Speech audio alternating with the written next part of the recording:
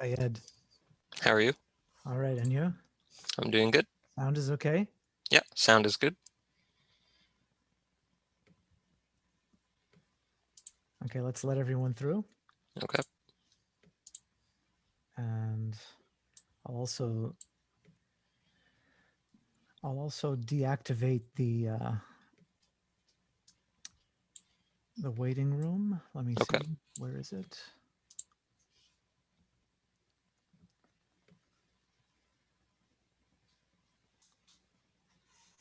Okay, let's see here. Disable the waiting room. Okay. Morning, everyone. Just for emergencies, this is the YouTube link.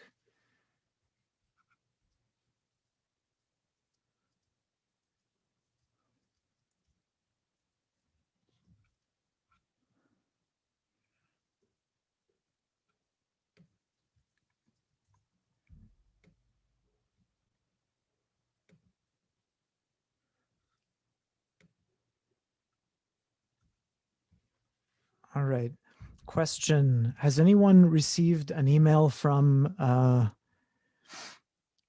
Quercus in the last couple minutes?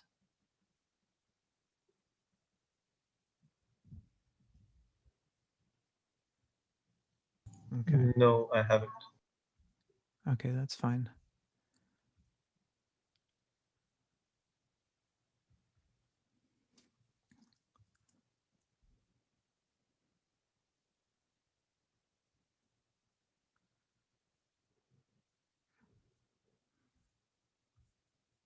Okay, so I've just been having a lot of trouble with Zoom, and especially the interaction between Zoom and Quercus.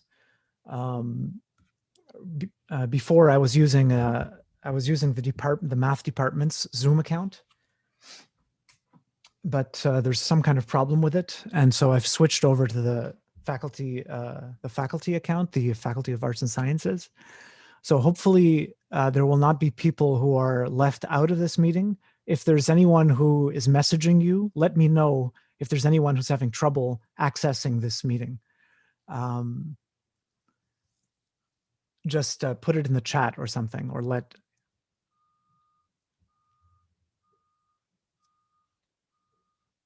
Oh, okay, good. So you see there's a quiz. So there will be a quiz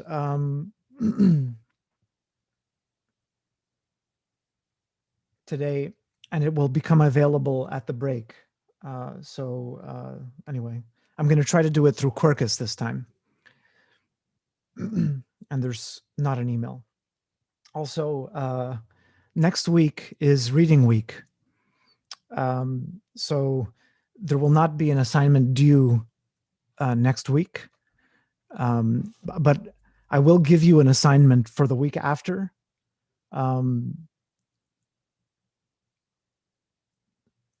Hopefully that is okay with you guys.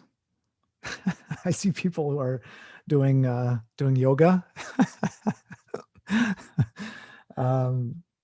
Okay, and I saw the requests for extension of assignment, but I can't do that. I can't. Like I tried to keep this course simple. Monday, there's always an assignment due. And if you have tests and if you have extended assignments in other courses, in my opinion, they shouldn't have done that. They shouldn't have changed things, because when they change, then I have to change, and it just doesn't make any sense. So I prefer to make it very reliable. So the next assignment will be due not next Monday, but the Monday after. Okay, any questions before we start?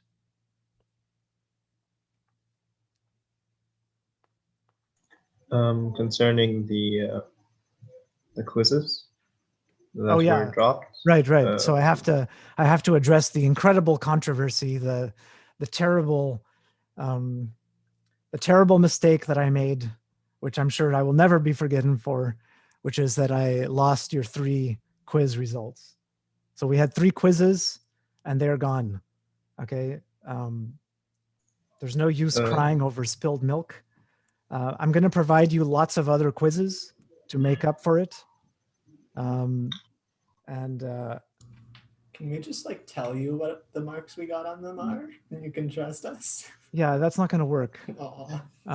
Okay, then we'll Considering how forgive you many- if you let Considering us how drop many another people assignment. have already been found to be using Chegg, rest in peace.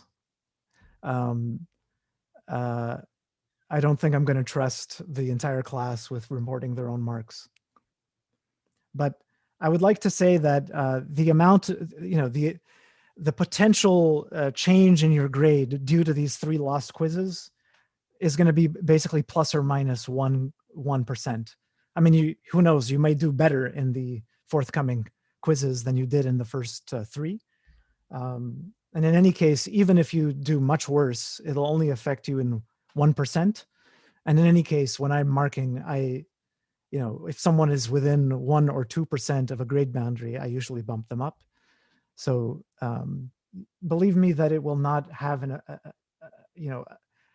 impact on your grade. So I hope you believe me with that. Okay. Oh, and by the way, the current assignment, which was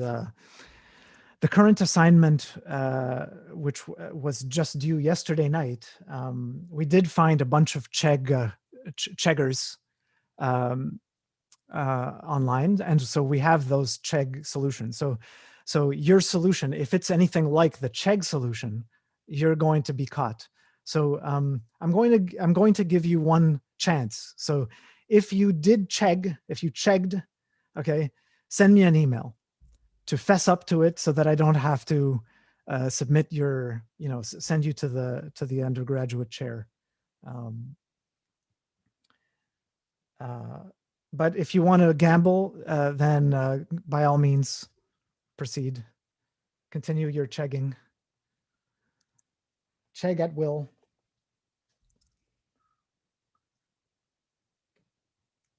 I'm just trying to turn on my sharing.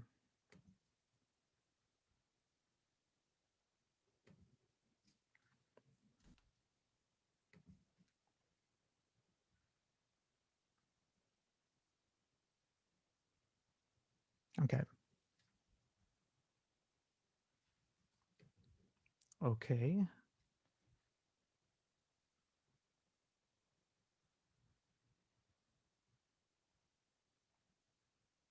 Okay, good. The problem is that there's no way of saving. Oh, I see. It's somehow different. Okay, wait.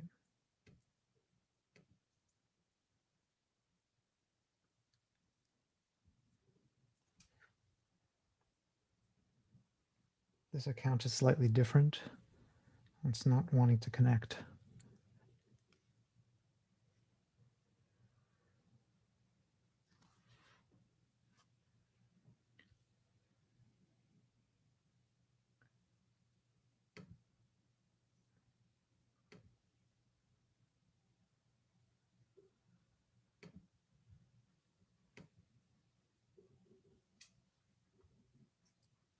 Oh, okay. I think it worked. Finally. Okay.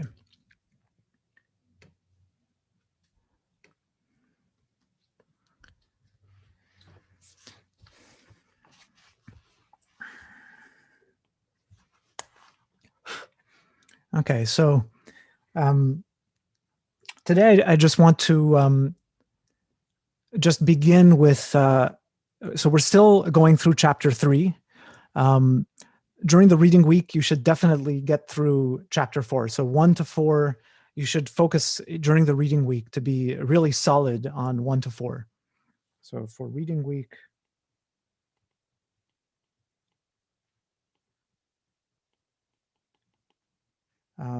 solidify chapters 1 to 4 and start chapter 5. Okay, now for today, what I want to talk about is the so-called fundamental theorem of linear algebra.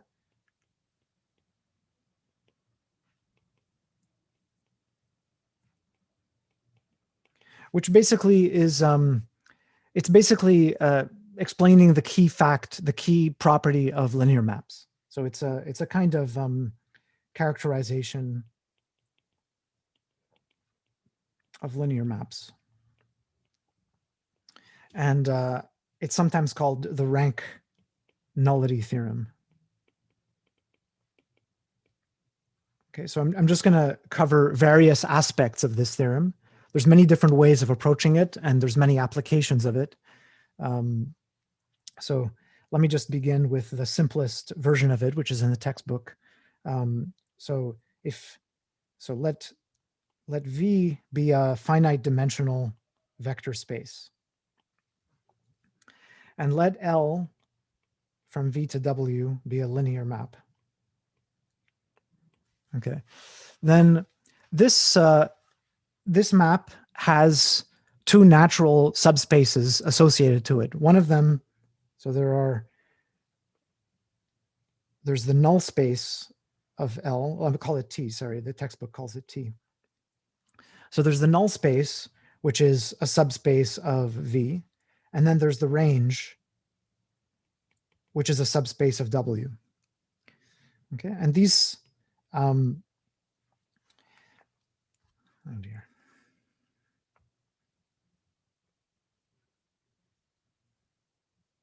Okay, yeah, and so the null space is a subspace of V, and V is finite dimensional. So we already saw that that means the null space is finite dimensional, and therefore it has a dimension.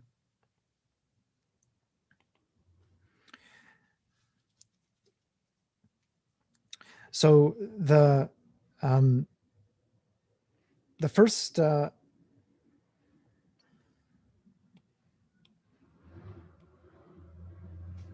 the first consequence of the theorem is that the range is also finite dimensional.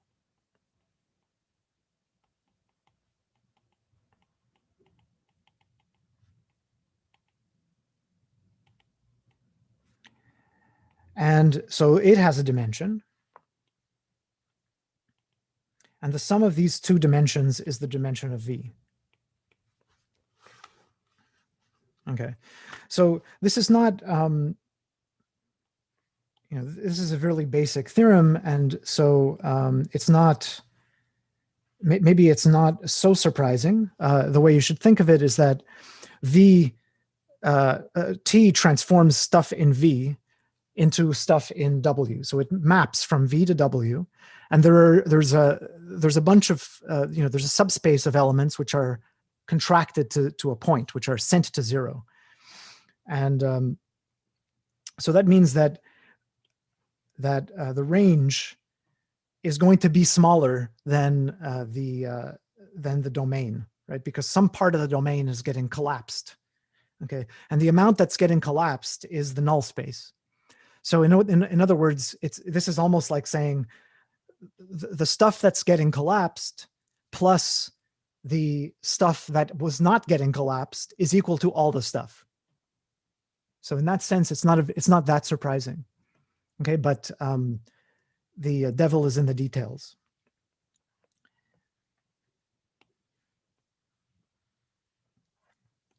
Okay, this is sometimes called the nullity. This is old-fashioned language. I'm not encouraging it, just you need to know. And this is called the rank. Actually, the rank is a modern term that for some reason people don't really talk about the nullity anymore. They usually just talk about the null space or the kernel. Sometimes it's called that. Okay, so let me just quickly give the proof. The proof in the textbook is perfectly adequate. I just want to go over it really quickly. So okay, and I just want to go over the kind of mentality, how you should approach these things. So when you're trying to prove something about dimension, right? Dimension is about the length of a basis. And so the good thing would be to choose a basis and then to count it. Okay, so in other words, what we're going to have to do here is have some kind of basis. So, this is showing us that we need a basis for V, and we're going to need a basis for the null space in order to make sense of these two numbers. And then we're also going to need a basis for the range of T. And hopefully, if we choose our basis appropriately, then we'll be able to count and see that this equation is true. So the strategy, if you want, is to choose an appropriate basis which verifies the statement.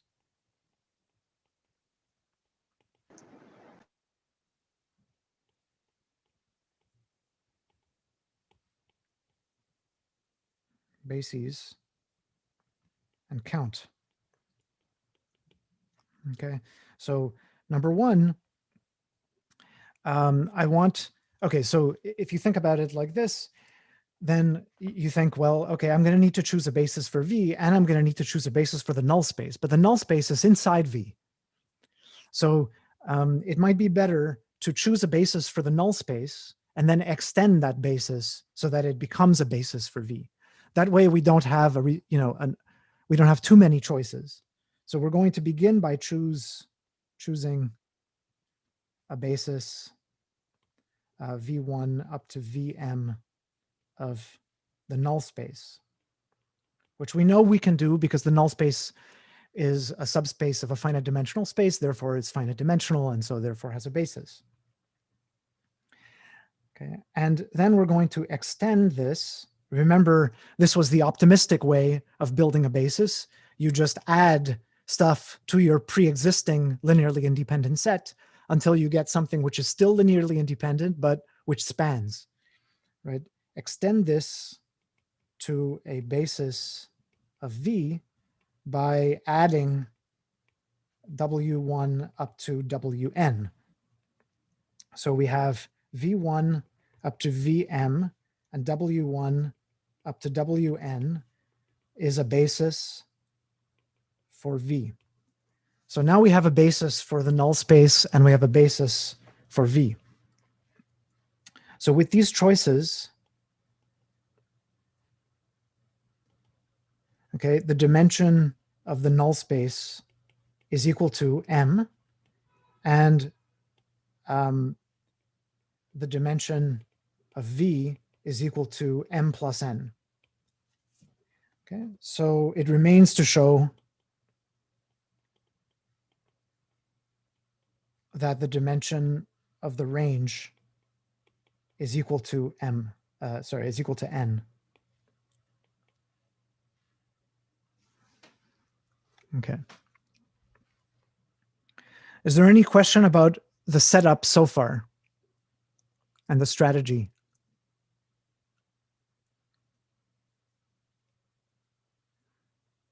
Okay, let me continue. So, okay, so now I need to check what the dimension of the range is. Well, okay, so T is taking V to W, and I need a basis for the image, for the range inside W. So one thing's for sure. So certainly,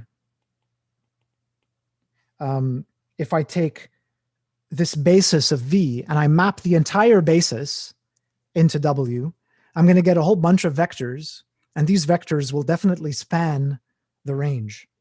So certainly the range is spanned by T applied to the basis of V.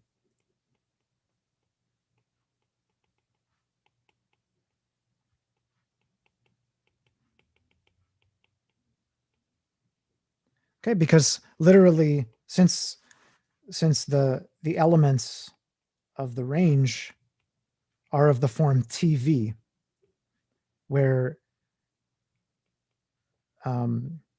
V is in the span of the V's and the W, right? So the meaning of range is that you should apply T to every possible vector in the domain.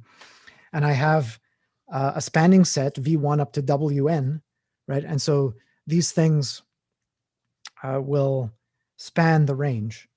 But notice here that these are all 0 up to here, because V1 up to Vm is a basis for the null space. So that means that these are not necessary to be in the spanning set. I can remove them. So this, so the span, so V, this span is equal to this span.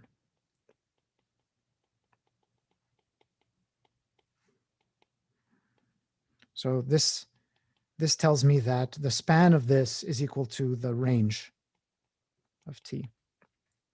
So we have a spanning set.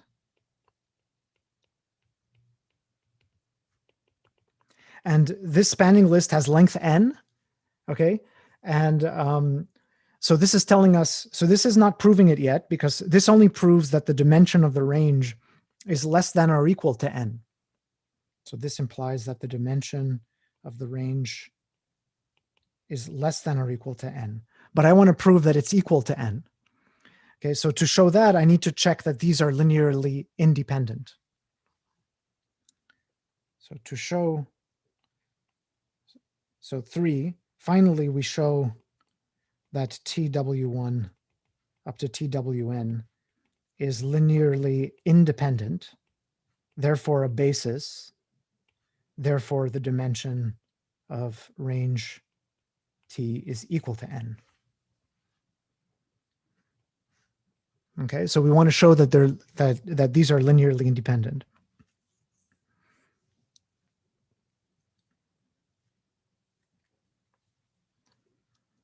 Okay, so the way you show something's linearly dependent, you suppose that there's a non-trivial combination.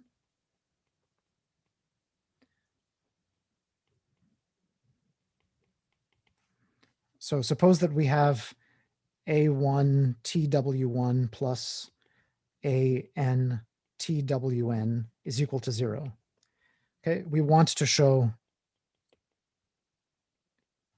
the AIs are all 0.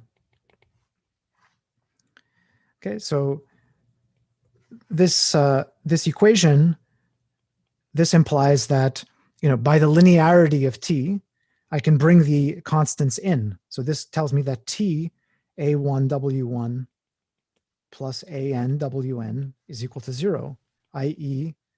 A1 W1 plus AN WN is inside the null space.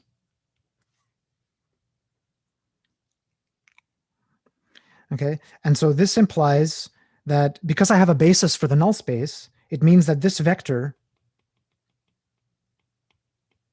okay, can be expressed, is in the span of the V's. So that means that there will be some coefficients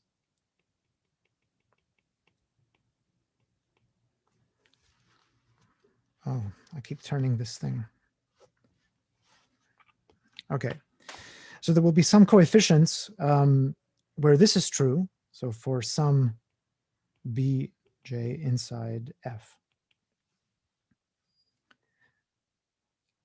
Okay, since it's inside the null space. So it must be in the span of the generators for the null space. Okay, and then what this right away we have if we bring the B's over,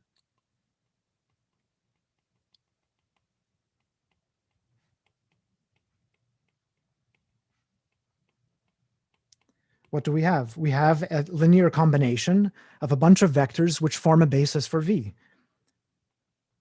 But W1, so but V1 up to Vm, W1 up to Wn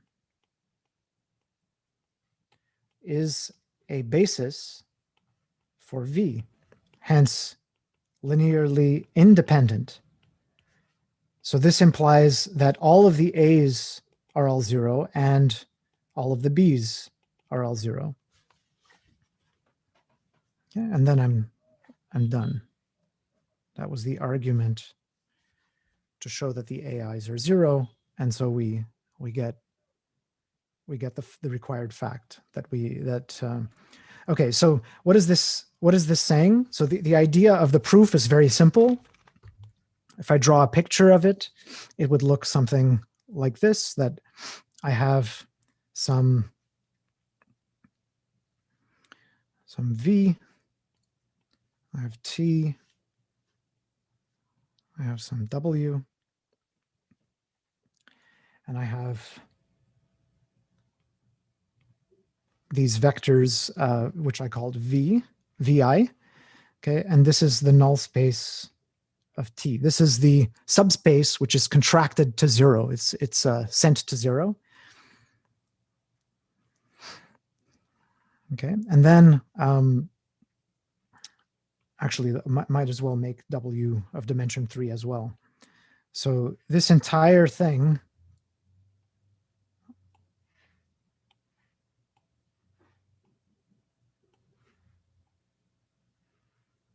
is sent to 0.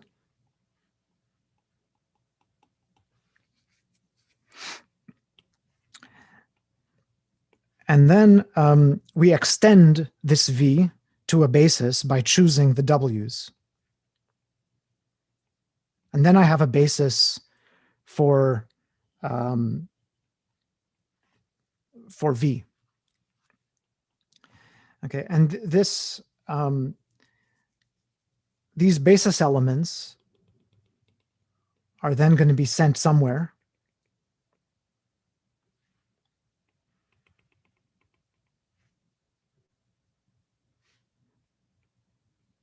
Okay, and the range is going to be some linear subspace here.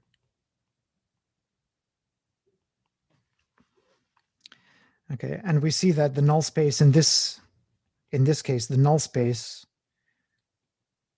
has dimension equal to 1, and the dimension of the range is equal to 2. Okay, so the idea is that all of the null space, that's the stuff that is so basically all of the lack of injectivity, all of the failure to be injective is measured by the null space. Once you take care of the null space, when you extend the null space to a basis, you're going to be producing a basis for the range. Now, I just want to point out that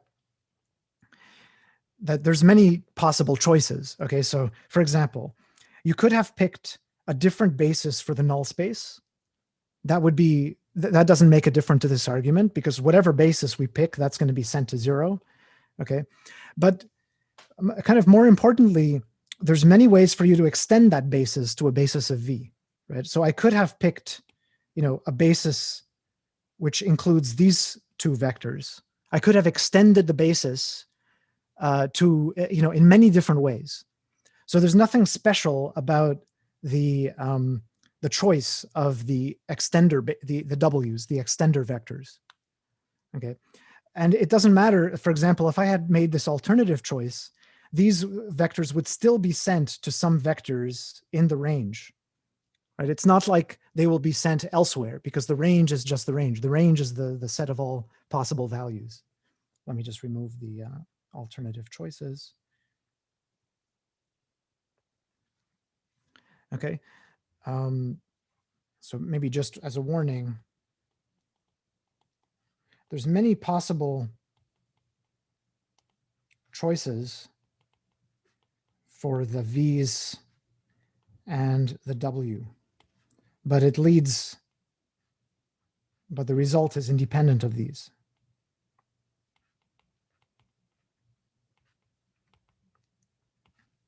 Okay, so now I'm going to open it up to questions about this this result. So any questions about this?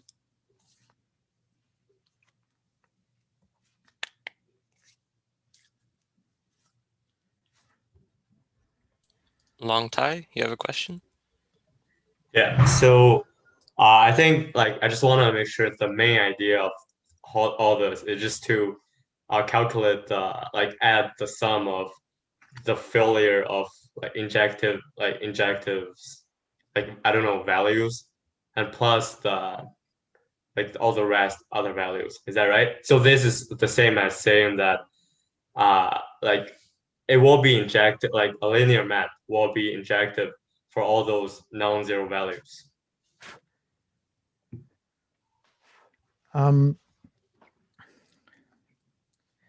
Maybe I'm going to be doing a lot of applications of this result next, so maybe your question will be answered then. But the basic idea is that the map T, we saw in maps of sets that maps can be surjective, injective, bijective, there's all kinds of possibilities. And, the point is that you might want to measure this in this case. So you might say, well, okay, this linear map T, if it fails to be injective, that's because it has a null space. And so you could measure the size of the null space. Okay, and on the other hand, you might say, well, it might also fail to be surjective because whatever I get is the range. And so I could measure how big the range is. Is it as big as W, or is it just 0? Or, how large is the range? So you can measure in a numerical way the failure to be injective and also the extent to which it's surjective. And the point is that these two numbers sum to the dimension of the domain. Notice here that W doesn't have to be finite dimensional.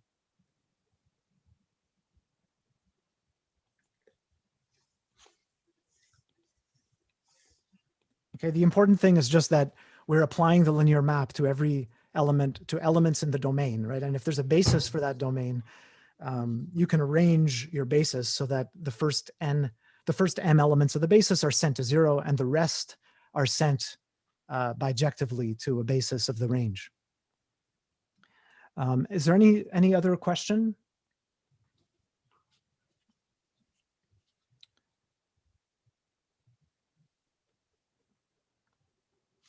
Okay, thank you. Remember, okay, so let's do some corollaries of this.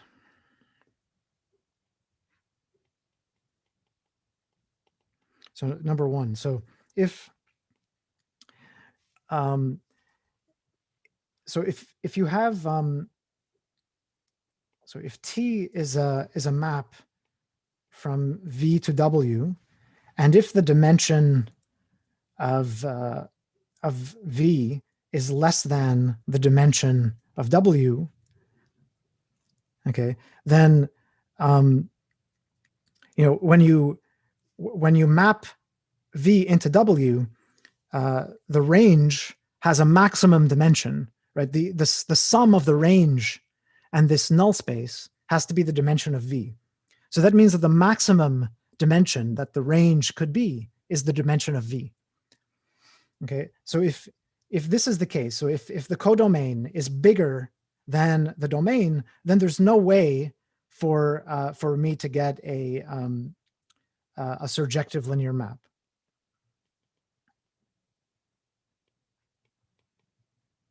This cannot be surjective.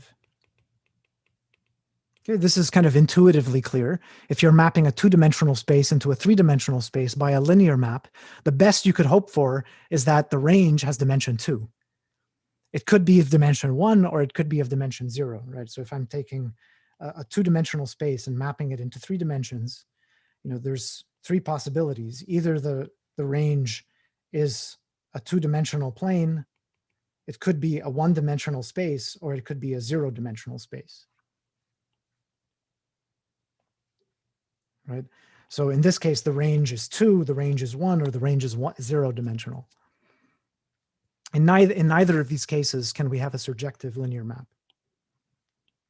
Okay, so similarly, okay, so if the dimension of V is less than the dimension of W,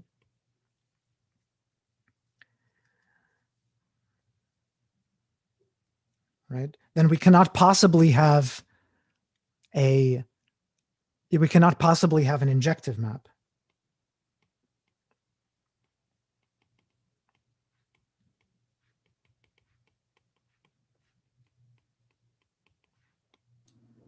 Do you mean if the dimension of V is greater than the dimension of W? Oh yeah, sorry. And we cannot have an injective map. Okay, because the maximum dimension of the range is the dimension of W. So there's got to be some left over for the null space. The null space has to be the dimension of the null space has to be greater than 0, because it has to sum with the range, and the range is limited to something smaller than the dimension of V. So, right, and so that's the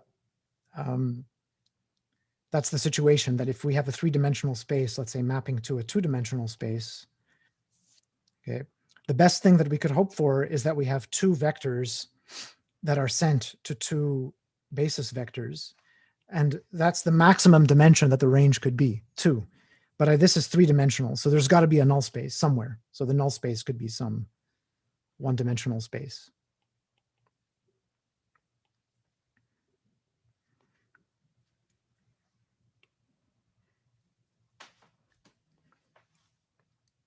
Is this okay with these 2 examples? Okay, let's do something more interesting. Let's go to linear systems.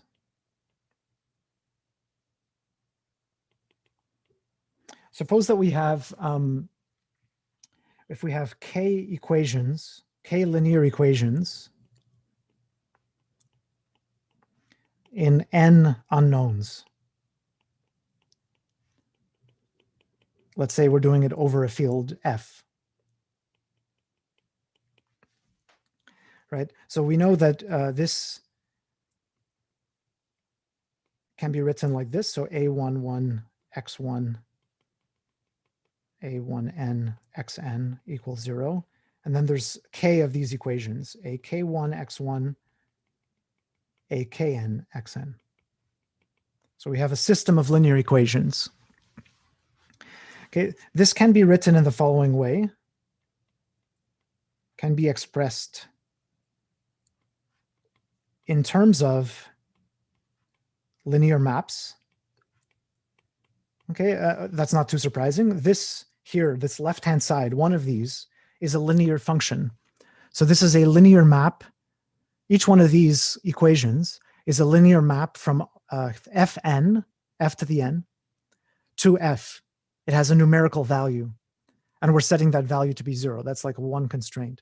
So we have k linear functions, and if we put those k functions together into a vector valued function, then we get a linear map from our, f to the n to f to the k. So in other words, we just assemble it as a matrix. We assemble the k linear functions into a single map from f to the n to f to the k. And we can even write it as matrices. So we can write it like this, A11 up to A1n, AK1 up to AKN as a matrix, multiplied by a column vector x1, xn. Okay, is equal to what? 0, 0, 0. So this is a k by 1, this is an n by 1, and this is a k by n. So I've just rewritten the linear system as a matrix equation. Okay, and so then you can see that if I call this A, right, then A defines a linear map from f to the n to f to the k. This is a linear map, and the linear system, what is it doing? It's asking, this linear system asks for the null space of A. In other words, to find solutions, so solutions to the linear system is the null space. It is the vectors x1 up to xn, which have the property that when I multiply this matrix against this, I get k zeros, right? This is the first 0, this is the second 0, and so on. So we have a linear map from an n-dimensional space to a k-dimensional space. And the solutions to the linear system are exactly the elements of the null space. Okay, so do you see what I've done here? So I've expressed the problem of finding solutions to a linear system as finding vectors in the null space of of a linear map. Is everyone okay with that, or any questions about this translation?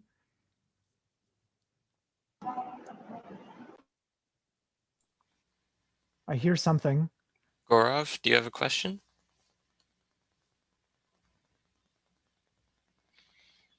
Oh, so Sung Ho has a question in the chat. If they want to ask. Go ahead.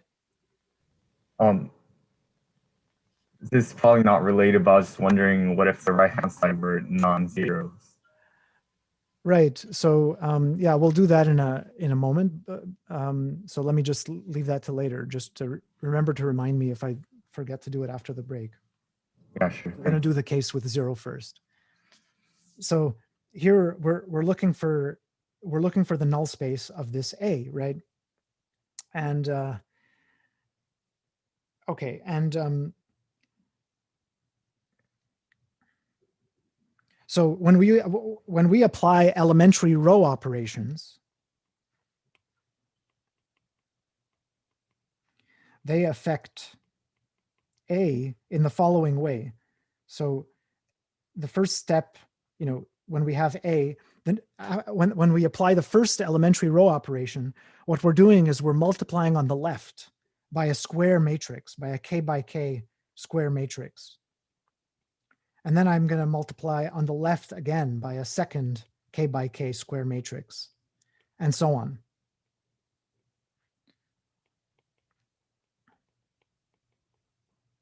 Okay, so what you can see is that this is not, okay, and all of these matrices are invertible k by k matrices, right? And so what this means is that this does not change the null space of A.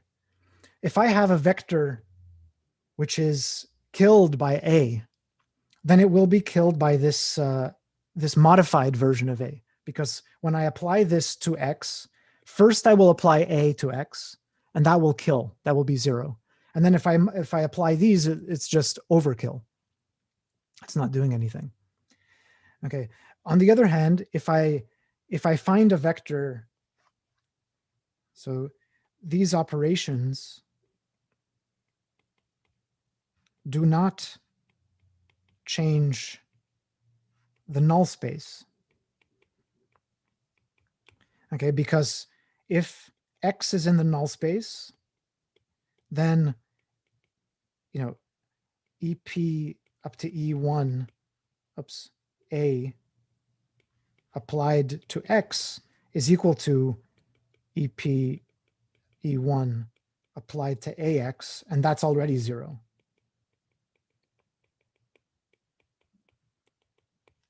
Okay, so that's showing you that the null space of A is contained in the null space of this thing.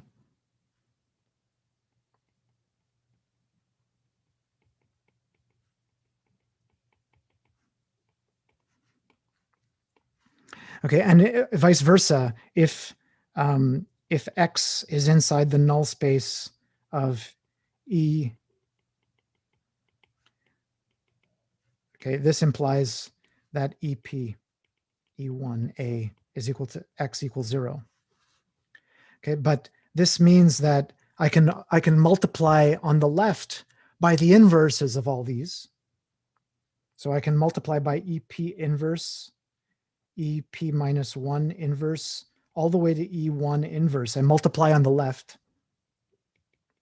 In other words, I undo the row operations. And that's going to be what? On the right-hand side, I'm just applying these inverse matrices to 0. So that's going to still be 0. Okay, and then this means that AX is equal to 0. So this is telling us that the null space of A contains the null space of EP. These are all E1A. Okay, so so this means that the null space of my initial matrix will be the same as the null space of the matrix written in reduced row echelon form. Let me put it like this: the row echelon or the reduced row echelon form of A. Sorry, that looks very confusing. The reduced echelon form of A, and that's the same thing as the null space of the reduced row echelon form of A. Okay, so let's take a look.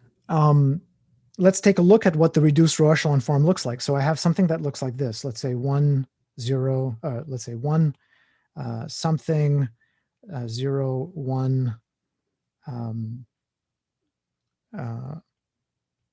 1 something something something 0, 1.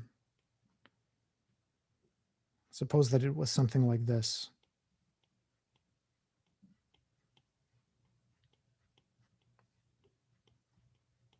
Suppose this was the reduced row echelon form. Okay, this is a 5 by 6 matrix. This is a transformation from F6 to F5.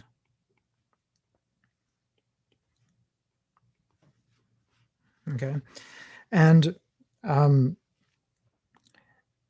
okay, so I can put stuff in here if I want. Let's say like 2, 1, 2, 3. It doesn't matter. So, and let me just highlight the echelons.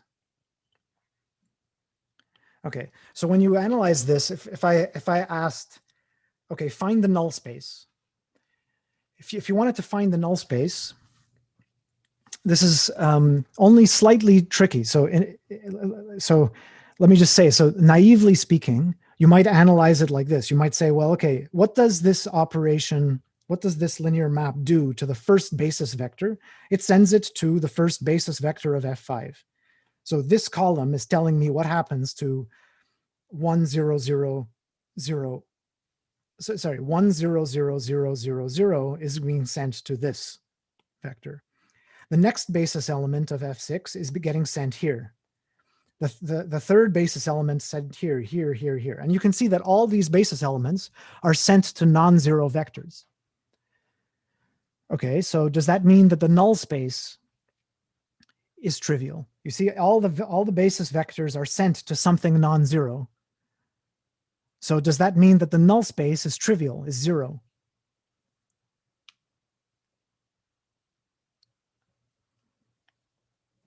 Anyone? Elliot?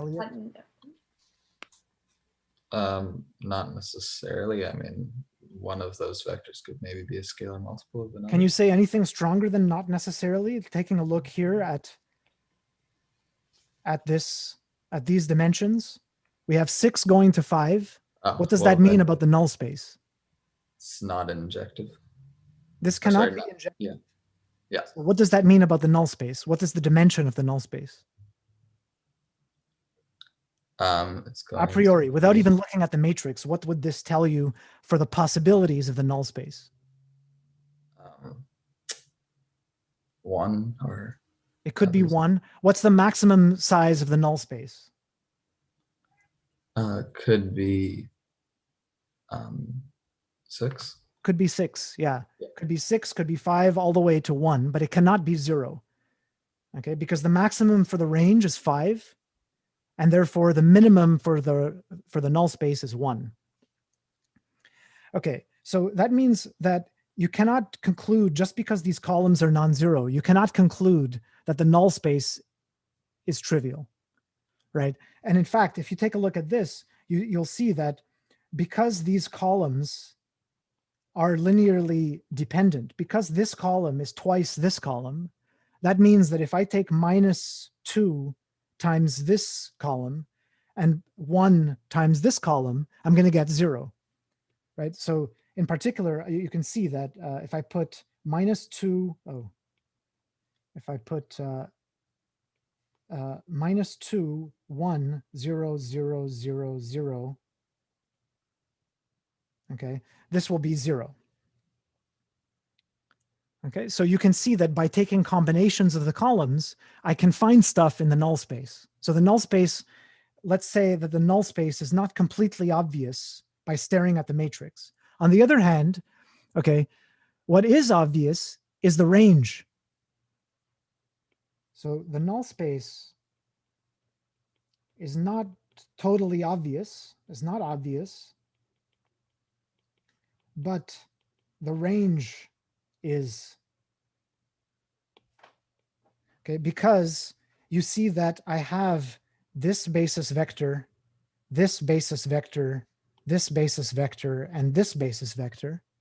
And the way that the reduced row echelon form works is that every column is a linear combination of the echelon columns.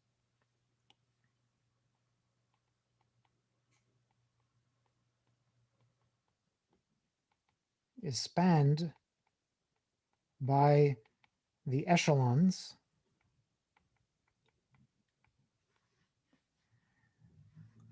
since number 1, every column is spanned by the echelon column, and number 2, these are linearly independent.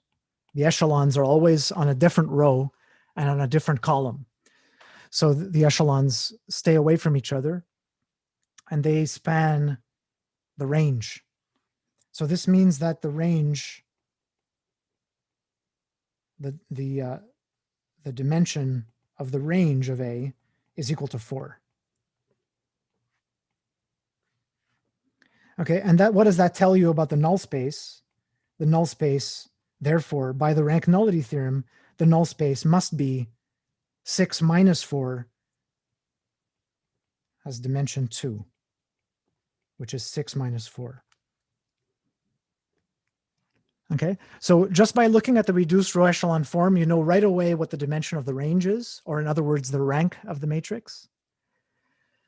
And then you can deduce right away the null space. Okay, so we're going to have a break until 12:10 and open up your Quercus, because the quiz will become available to you on Quercus at 12:10.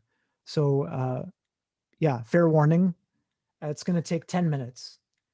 I'll stay around. I'm going to leave and have a coffee until 12:10.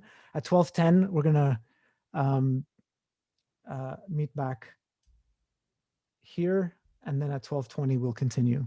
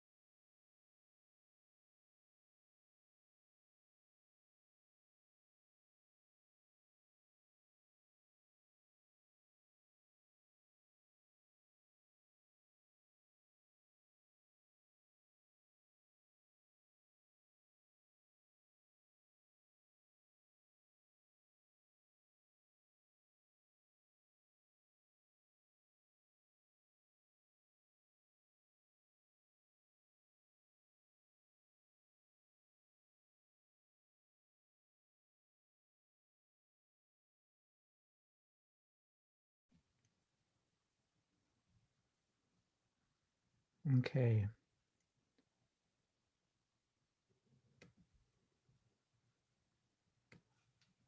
Okay, are we still, is everyone still here?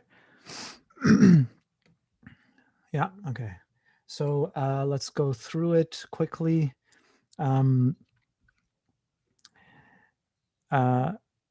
There's two questions. Most of them were very lopsided. So the average score was 83% with a standard deviation of, no, that can't be right. 1.02. 7 minutes and 53 seconds. Okay, so most of them were very lopsided in the correct direction. There were two questions which people screwed up on. The first one was the question that said, if T is a linear map, then there's a unique way of choosing bases for which the matrix is in reduced row echelon form. Okay, so this is false. Because there's many ways, there's many possible choices of basis, which puts the matrix into reduced row echelon form. So for example,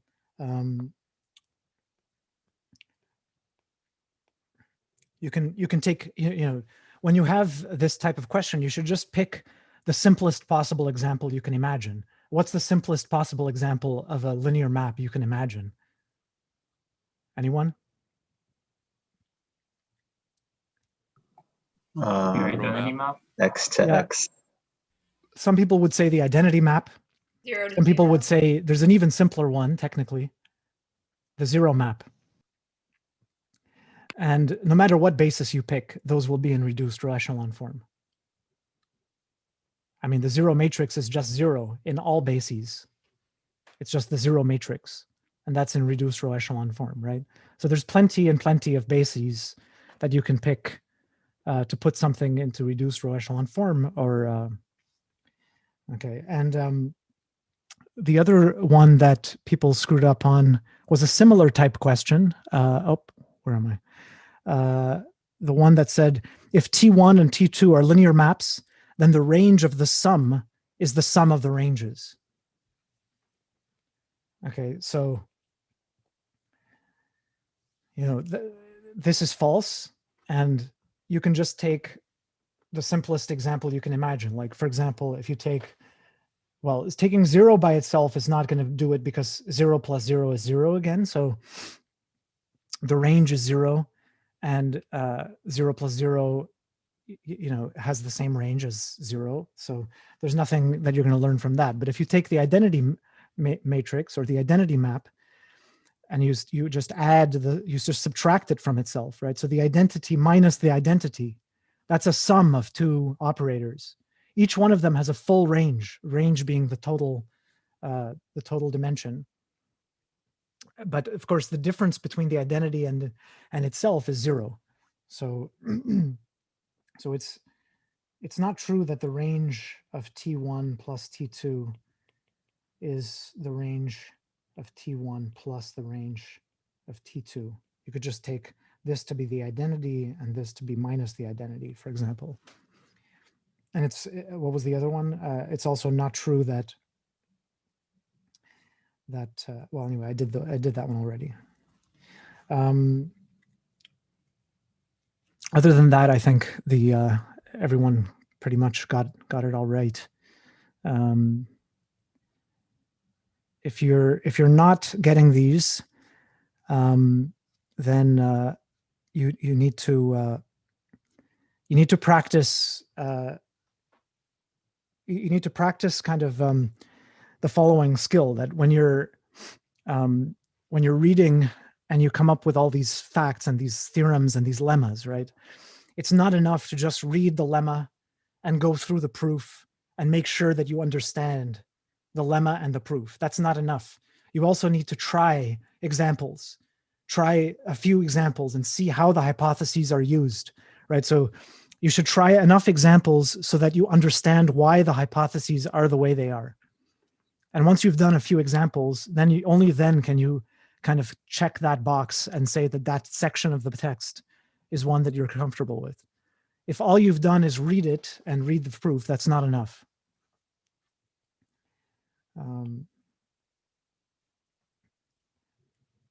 Okay, so let's continue.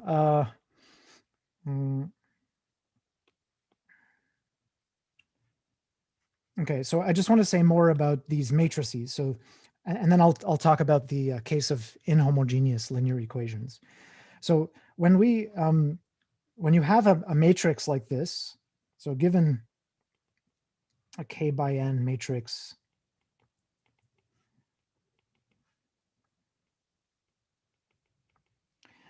we can view it as a linear map from f to the n to f to the k. Okay, and the matrix itself has a bunch of kind of features which in the olden days they had all names. So, for example, the matrix has a let's see. It has there's something called the column space. There's something called the row space. There's something called the column rank, and something called the row rank. And then you have the nullity. Okay, maybe I'll put the nullity here.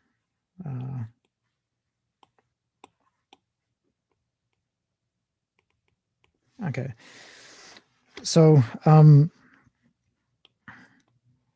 just telling you these things because they do come up in the literature all over the place. So the column space is just the span of the columns. Okay, and what are those? Well, the columns, remember that the way that we defined matrices was that the columns are the result of applying the matrix to the basis of the domain. So this is TE1, TE2, TE3, and so on.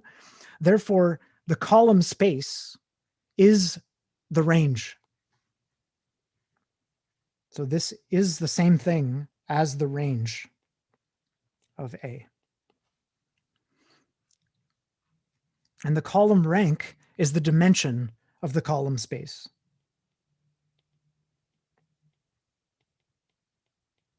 Which is the dimension of the range, which is sometimes called the rank.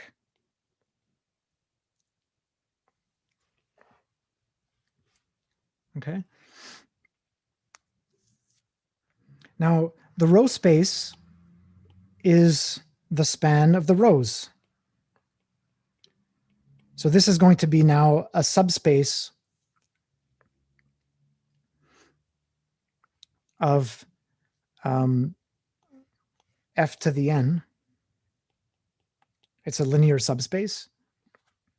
And this is the dimension of the span of the rows. And this nullity, this is the dimension of the null space of A. Okay, so all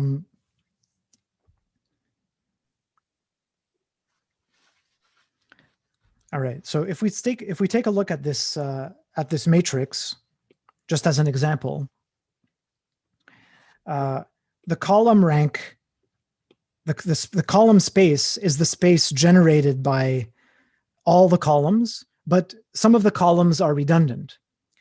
Okay, and when we have it in reduced row echelon form, it becomes very obvious which columns are redundant. This one is redundant. This one is redundant. You can see because, in reduced row echelon form, you are allowed to have numbers to the right of the echelon as long as there is no echelon in that column there to kill those numbers, right? So the reason that these can be arbitrary is because we have no psychopath in this column to get rid of these numbers with. So these are there, they're present. Okay, but but the thing is that there's got to be an echelon in every row. So that means that there will be an echelon which is going to span, this part. So this column will be 1 times this column plus 2 times this column plus 3 times this column. Okay. So anyway, the column rank is exactly 4, and the rank of the matrix is 4, and the dimension of the range is 4. All of these mean the same thing. I'm just telling you about the different names because they do occur. Now, what about the row space? The row space is generated by this row, this row, this row, and this row. So this means that the number of rows, which, well, okay, it's also spanned by this row too, but this is a row of zeros, so it's redundant. So when you have it in reduced row echelon form, it's clear which rows are also redundant. This one is redundant.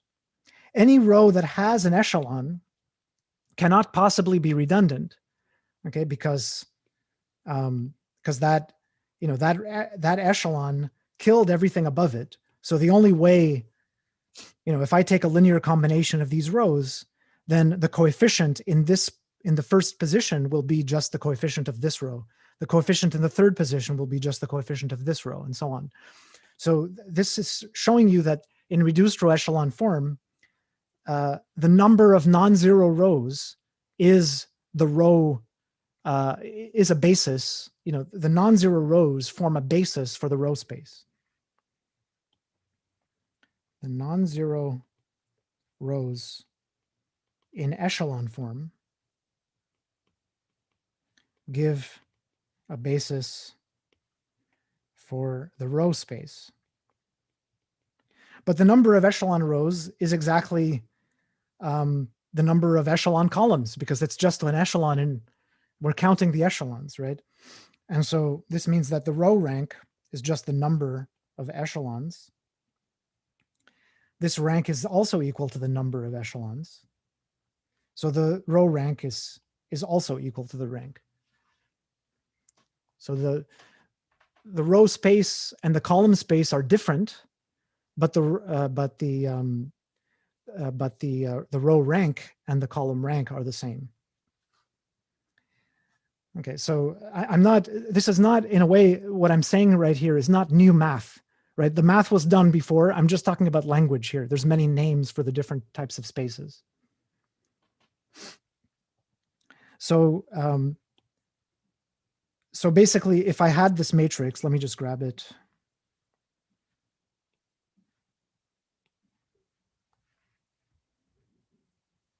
So if I was trying to solve, if this was A, and I was trying to solve AX equals 0, right, then what you see is that because I have it in reduced row echelon form, I can immediately solve. I can say that there's 6 variables, there's 5 equations, and there's 6 unknowns. So this is 5 equations and 6 unknowns. And the first, I solve going from bottom to top. So the first equation that I get is x6 equals 0. So that I get from this echelon. Okay, the next one that I get is x5. So x5 is unconstrained. So I'm just going to take x5 to be anything. Let's call it t, let's say, or let me call it s. Okay, s can be anything in the field. Okay, then the next echelon is for x4. So I get x4 plus 3x5 is equal to 0. This comes from this row. And this tells me that x4 is equal to minus 3s, whatever s is. And then the next equation is going to be x3 plus 2x5 is equal to 0. And this tells me that x3 is minus 2s. The next equation, so this one came from here. And the final equation is x1 plus 2. Oh, sorry, I should write an equation for every variable. I did for x6, x5, x4, x3. Now x2. x2 is unconstrained. So I'll call that t, which is some arbitrary number in the field. Okay, and then finally the equation for the top row is x1 plus 2x2 plus 1x5 is equal to 0. In other words, x1 is equal to minus 2t minus 1s. So what I end up with is x1 up to x6 is equal to what?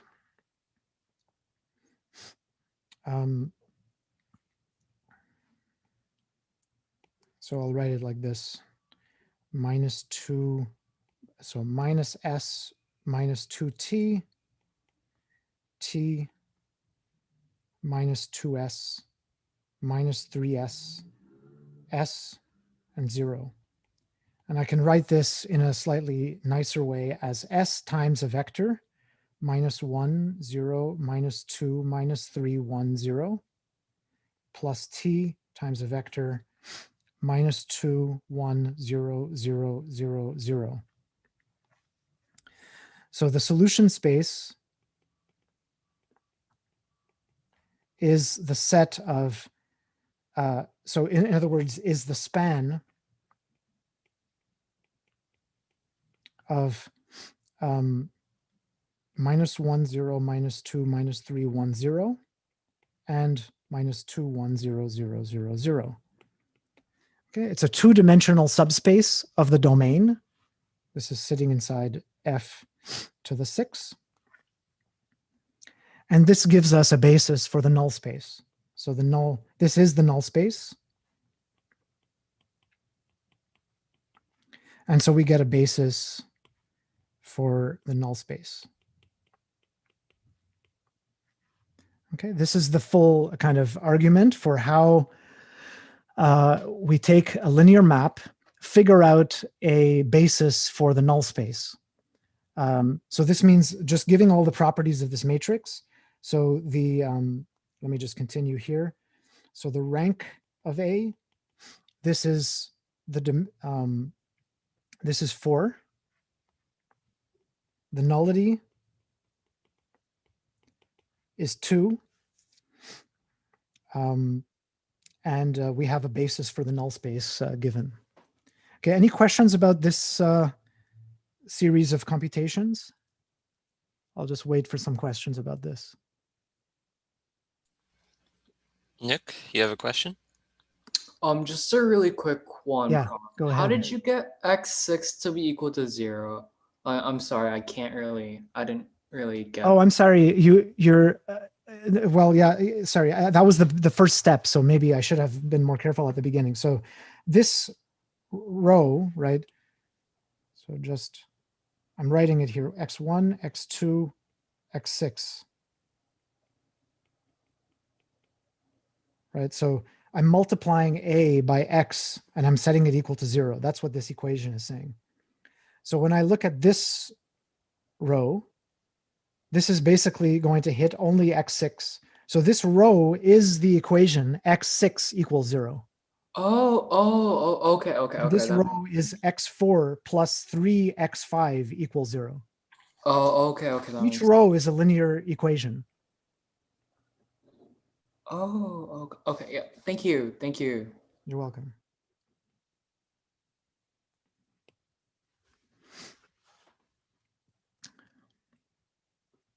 Any questions about this? Enough? You have a question? Hello. Hi. So the rows which are not in row echelon form. So for here x5, what do you mean by they're not being constrained? Okay, so I just want to correct your question a little bit. So this matrix is in row echelon form. Okay. There's nothing wrong with this matrix. It's in the final row echelon form. You cannot simplify this any further.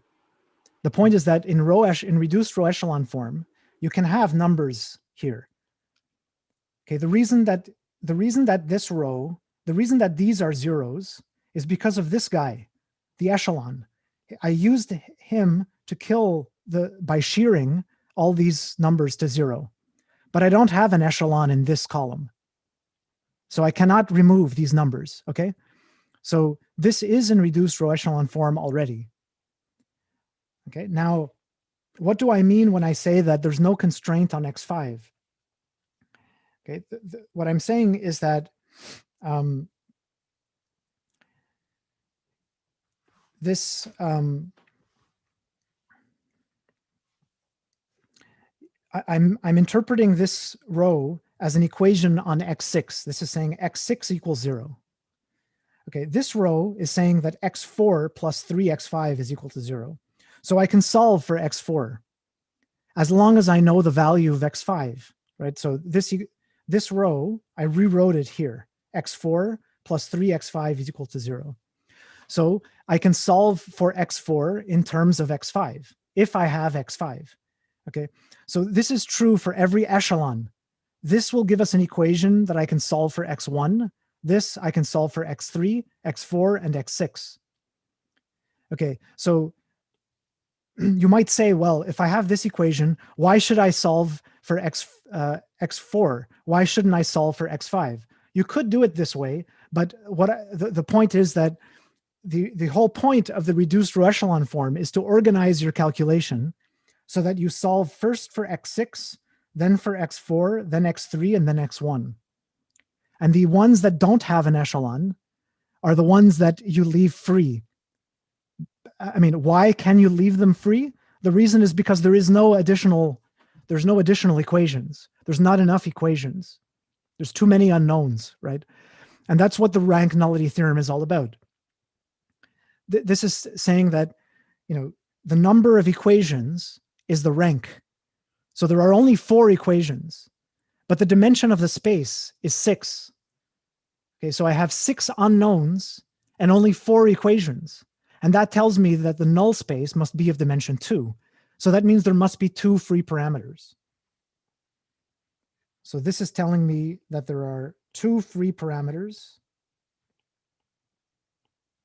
right? Because there's vectors that the matrix sends to 0.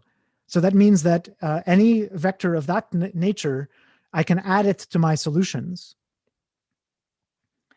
right? And this is telling me that I have 4 independent equations.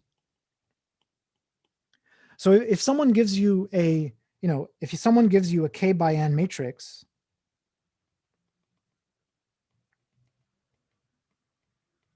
right? This is k equations in n unknowns.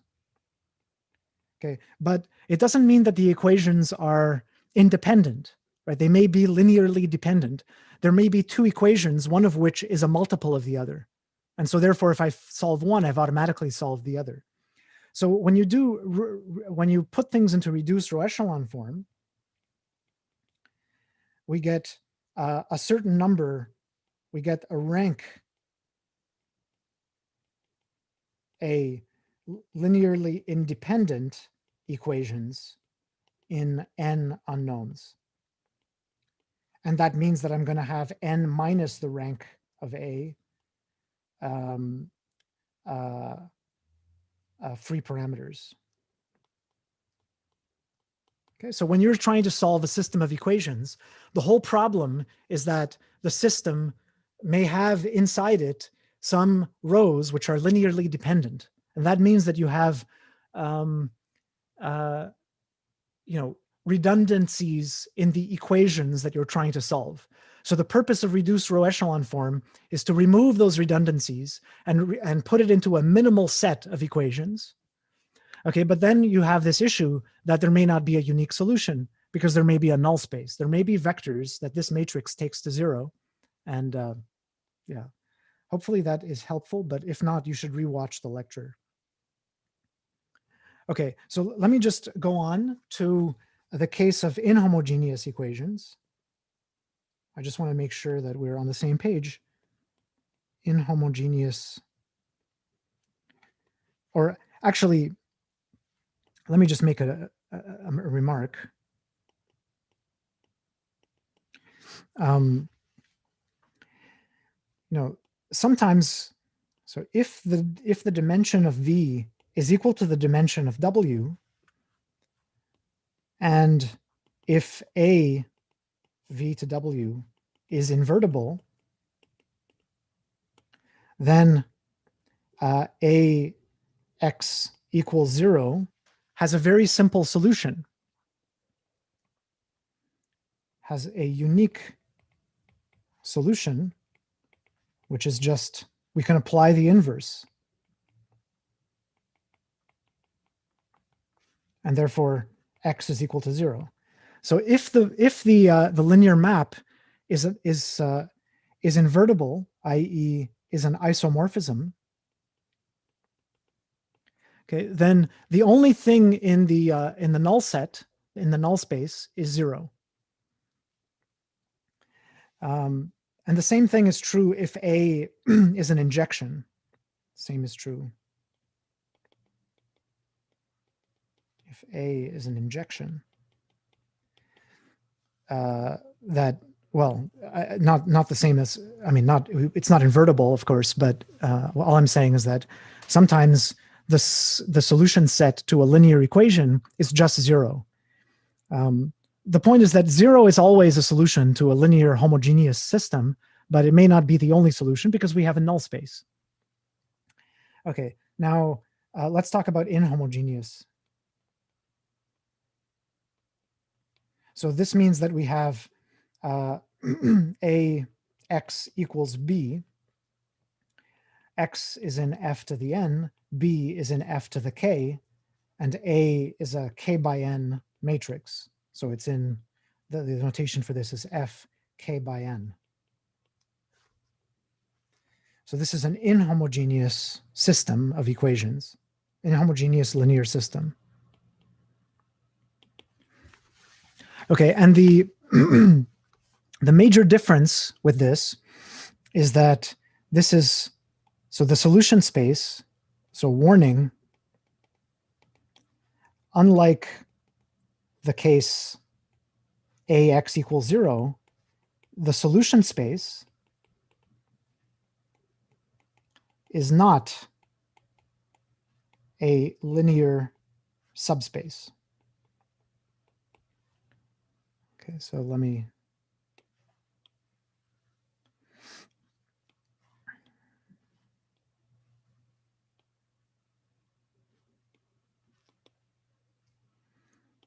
okay, this is not a linear subspace because if I have, if I have Ax1 equals B and Ax2 equals B, then what happens if I take their sum?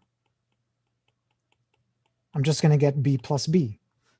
So it's 2B. So the sum is not a solution. So I cannot expect to take the sum of two solutions.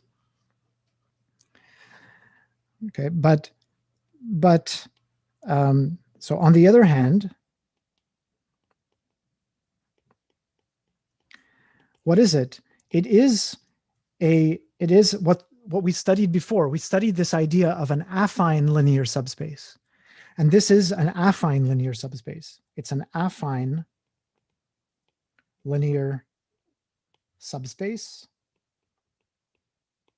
modeled on the subspace null of A. So you see, what this means is that if Ax1 is equal to B and Ax2 is equal to 0, okay, so I take one solution to the inhomogeneous system and one solution of the homogeneous system. So in other words, X2 is in the null space. Sorry, I didn't mean this to be confusing. I'm using X1 as an entire column vector. Maybe just so that it's not confusing, I'll change the notation to U1 and U2.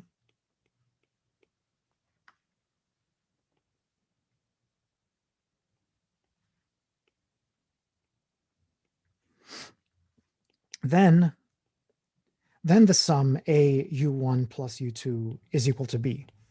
B plus 0 if you want is equal to B. So that means that I can always add a solution to the homogeneous system to a solution of the inhomogeneous system. And in fact, given any solution, any other solution, A u equals B, we can subtract. We can write A of we can write u is equal to u1 plus u minus u1, where this is a solution, is a choice, a kind of some chosen solution, and this is in the null space, right? Because A applied to u minus u1 is B minus B is equal to 0. So in other words, what's happening here is that inside the domain, inside this R to the n or F to the n, okay, we have a null space, okay, which is a subspace, and we may be able to find a solution U1 to the inhomogeneous system. So maybe this U1 might exist. If U1 is a solution of the inhomogeneous system, okay, then all other solutions are obtained by translating null A by U1. So in other words, this whole thing gets moved up here, and you end up with an affine linear subspace which contains U1. So the null space is getting moved off of the origin, okay, and you get an affine linear subspace. So this is the solution space of AX equals B, and this is the null space, the solution space of AX equals 0.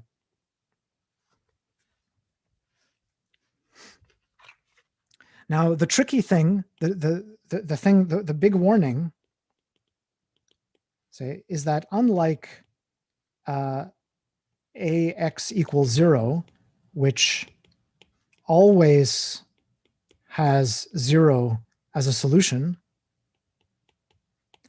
AX equals B may have no solutions. There's no guarantee that an inhomogeneous system will have solutions. Just to give you the simplest example, okay, a simple example of an inhomogeneous system which has no solutions is this one. 0 times x is equal to 1. Okay, the left-hand side is a linear function. It's just the 0 function. The right-hand side is a number, right? So this is an inhomogeneous system, and it has no solutions. Okay, let me give you another example. Suppose that I had x plus 2y is equal to 3, and then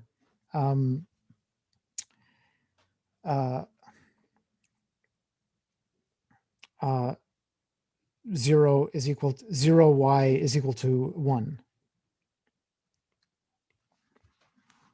Obviously, there's plenty solutions to the first equation. There's plenty of ways of finding x, y such that this equation holds, but it's impossible to find any ordered pair x, y so that this equation holds. Okay, but the thing is that using this, so I mean, I think everyone would find it kind of obvious that this equation has no that this system has no solutions. Okay, but what I can do if I wanted to produce a test question is I could take the sum. I could do a row operation and replace the bottom row with the sum of the bottom and the top rows. So then I could write x plus 2y is equal to 3 and x plus 2y is equal to 4. And if I had another row, then I could kind of add them in and, you know, maybe I could multiply this by -1. Right. So, and I'm trying to kind of explain that it's, you know, the fact that the system has no solutions may not be completely obvious when you stare at it. In other words, you know, you cannot see, when I look at this system, I can even ignore the first line and I can just focus on this line and I'll know right away that there's no solutions. But in this system, each one of the rows does have solutions. The problem is that both together does not have a solution. So that's what I mean, that sometimes it's not so obvious just by staring at each equation that the system doesn't have solutions, but it may happen. So how are you supposed to analyze this? You're supposed to put it into row echelon form. And what you do is you put the right-hand side in as well. So for example, what you do is you put the matrix like this, and you put the answer on the right-hand side, you put it into your row reduction. Okay. And you might maybe put a line just to remember that on the right side of that line are the right-hand side of the system. And then you do a reduced row, you put this into reduced row echelon form or row echelon form, and you'll get a system of equations which it'll be a lot easier to solve. So for example, you'll have some echelons here, here, here. And at the end, that's where you need to be careful. You may end up with a line that looks like this, or maybe several lines that looks like this. Right? This is still, oh, sorry, this is not, you might have an echelon form that looks like this, where this is the last row. Okay. And here you're going to have a problem because there's a bar here. There's a line that indicates that one of your equations is exactly of the forbidden form, 0 is equal to 1. And so if you have an echelon in the last row, in the last column, that's telling you right away that there's no solutions. So if an echelon appears in the last column, that tells you right away that there's no solutions.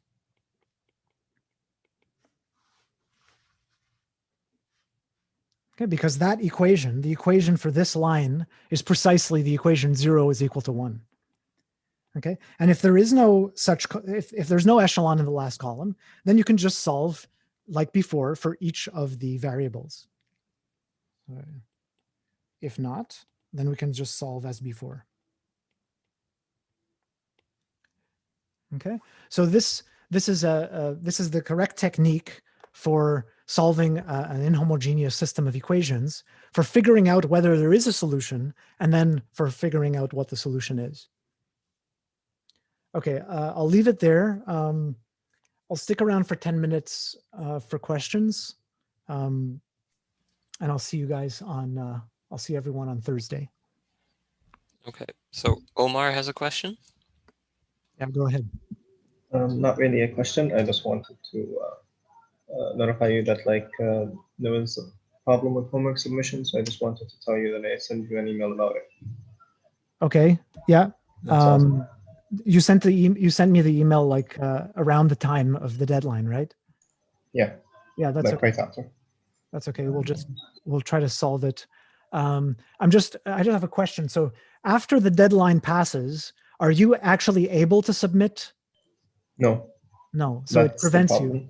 Okay. Yeah, So what I'm going to do for people who had a slight issue, I'm going to turn on the ability to submit, and then you can submit it. You can submit it, and I'll just note that even though it'll say that it's late, then we're not going to penalize you. Okay. So I'll respond to your email, and then you can resubmit. All right. Thank you. You're welcome. Okay, so Daniel has a question. Hello, sir. Can you Hi. see? I can Yeah. see you. So Yeah, but you're far down. You're like at the bottom. oh, yeah. Sorry, I put my screen usually a bit higher. So, are you still counting 2 absences for the quiz now that we have 3 of them dropped, or are we just like using whichever we have?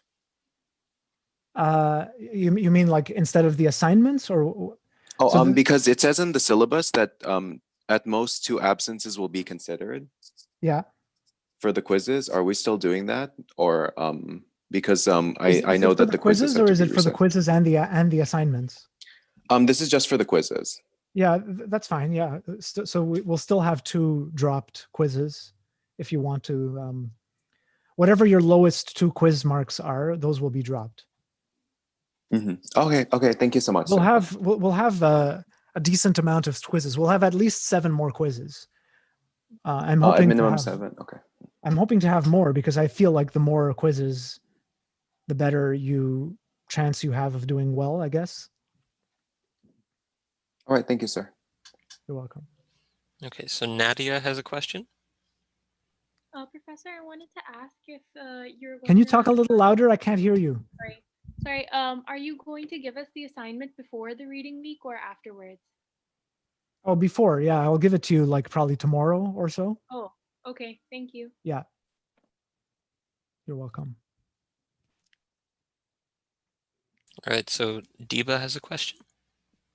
Yeah, I wanted to ask about the affine subspaces because we initially affine. That's how they say it. Sorry, the affine subspaces, because when we talked about them in terms of equivalence classes, I was wondering to what degree that conception transferred here.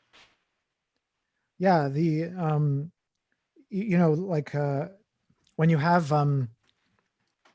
so the idea of equivalence classes was that if you give me a linear subspace, right? So just to review what that idea was, is that if U inside V is a linear subspace, then it defines an equivalence relation whereby V1 is equivalent to V2. So this defines an equivalence relation. I'm just going to call it just twiddle or tilde rather than putting a sub U. The reason that I put the sub U is because it depends on this choice of the subspace. And we say that V1 is equivalent to V2 when V1 minus V2 is in U, right? So if you have a subspace going through the origin, U, then the equivalence classes will look like translations of U, right? These will be equivalence. This will be an equivalence class. This will be an equivalence class. Anything that's parallel to U is an equivalence class. And these equivalence classes are the same thing as an affine linear subspace modeled on U, okay? So the answer to your question is the following. When you write an equation AX equals B, okay, the solution space, okay, is an affine linear subspace modeled on what? Is it null of A? Yeah, modeled on the null space of A. Now, this statement is wrong. You tell me, why is this wrong?